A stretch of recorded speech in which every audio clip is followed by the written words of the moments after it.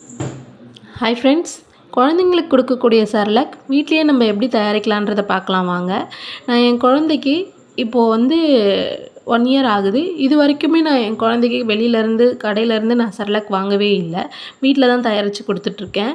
இப்போ நான் இது பார்த்திங்கன்னா நான் 2வதா கொடுத்த செர்லாக். ஃபஸ்ட்டு செர்லாக் சீக்கிரமாக டைஜஸ்ட் ஆகக்கூடிய செர்லாக் கொடுத்துருந்தேன். இப்போ சேர்த்தது எல்லாம் பருப்பு வகை.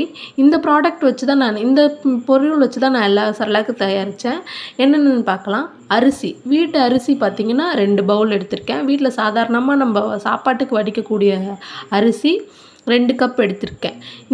எந்த கப் அரிசி எடுக்கிறீங்களோ அதே கப்பில் தான் எல்லா பொருளையும் நம்ம எடுக்க போகிறோம். அதுக்கப்புறம் பார்த்திங்கன்னா சிறுபருப்பு பார்த்திங்கன்னா அரிசி எடுத்த அதே பவுலில் 1 கப் மட்டும் எடுத்திருக்கேன். அரிசி மட்டும்தான் நம்ம குவான்டிட்டி அதிகமாக இருக்கும். மிச்சம் எல்லா பொருளும் நம்ம 1 கப் தான் எடுக்க போகிறோம். அதுக்கப்புறம் மைசூர் பருப்பும் பார்த்திங்கன்னா 1 கப் மட்டும் தான் எடுத்திருக்கேன். அதுக்கப்புறம் பச்சைப்பருப்பு ஒரு கப் எடுத்திருக்கேன். சிறுபருப்பு இருக்குல்ல, அது உடைச்சது, இது உடைக்காதது, இதுவும் 1 கப் எடுத்திருக்கேன். நீங்கள் கேட்டிங்கன்னா தெரியும், பச்சைப்பருப்பு பாசிப்பருப்பு ரெண்டுமே டிஃப்ரெண்ட் தெரியும். அடுத்து சாம்பார் பருப்பு, இது துவரம் பருப்பு, இதுவும் 1 கப்பு தான் எடுத்திருக்கேன்.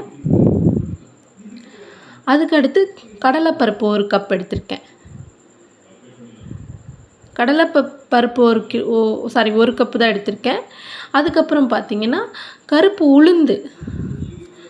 உளுந்து ஒரு கப் எடுத்திருக்கேன். இது நீங்கள் உடைச்சதும் எடுத்துக்கலாம், உடைக்காததும் எடுத்துக்கலாம். எனக்கு உடைக்காம தான் கிடைக்கிது, அதனால் நான் உடைக்காம தான் எடுத்திருக்கேன். அடுத்தது உடைச்ச கடலை, பொட்டுக்கடலைன்னு சொல்லுவாங்கள்ல, அது ஒரு கப் எடுத்திருக்கேன். இது முழுசாகவும் கிடைக்கும், உடைச்சியும் கிடைக்கும். நீங்கள் உடைச்சும் வாங்கிக்கலாம், உடைக்காமையும் வாங்கிக்கலாம். அதுக்கப்புறம் இது எல்லாமே சேர்ந்து டைஜஸ்ட் ஆகிறதுக்கு யூஸ் பண்ணுறதுக்கு நான் சீரகம் ஒரு 2 ஸ்பூன் எடுத்திருக்கேன். நான் எடுத்த குவான்டிட்டிக்கு 2 ஸ்பூன் போதும். இந்த பொருள் எல்லாமே பார்த்திங்கன்னா நல்லா ஒரு 4லேருந்து 5 தடவை கழுவி நல்லா நீட்டாக கழுவி எடுத்துக்கிட்டேன். கழுவி எடுத்ததுக்கப்புறம் இந்த மாதிரி 1 பை 1 போட்டு வாணலில் வறுத்து எடுத்துக்கிட்டேன். ஒரு பொருளையும் தனியாக வறுத்து எடுத்து நல்லா ஆற வச்சு மெஷினில் கொடுத்து அரைச்சி எடுத்துக்கிட்டேன். அரைச்சி இந்த மாதிரி ஒரு கண்டெய்னரில் போட்டு வச்சுக்கிட்டேன்.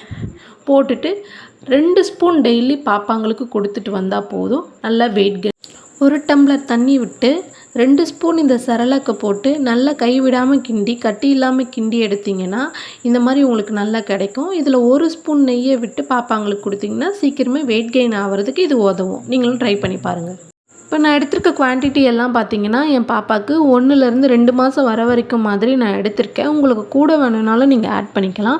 இப்போ 4 கப் அரிசி எடுத்திருந்தீங்கன்னா நீங்கள் பருப்பு எல்லாமே 2 கப் நீங்கள் எடுத்துக்கோங்க. அந்த மாதிரி எடுத்திங்கன்னா உங்களுக்கு 4 மாதம் மாதிரி வரும். இது என் பாப்பாவுக்கு 10 மாதம் வரைக்கும் தான் நான் கொடுக்க போகிறேன். அதுக்கப்புறம் பார்த்திங்கன்னா நான் வேறு ஒரு செரலாக் நான் ரெடி பண்ணுவேன். அதுவும் நம்ம சேனலில் போட்டிருக்கேன், அதையும் செக் அவுட் பண்ணி பாருங்கள். இதுக்கு முன்னாடி ஃபஸ்ட்டு செரலாக்கும் கொடுத்துருந்தேன், அதுவும் நான் சீக்கிரமாக ட்ரை பண்ணுறேன்.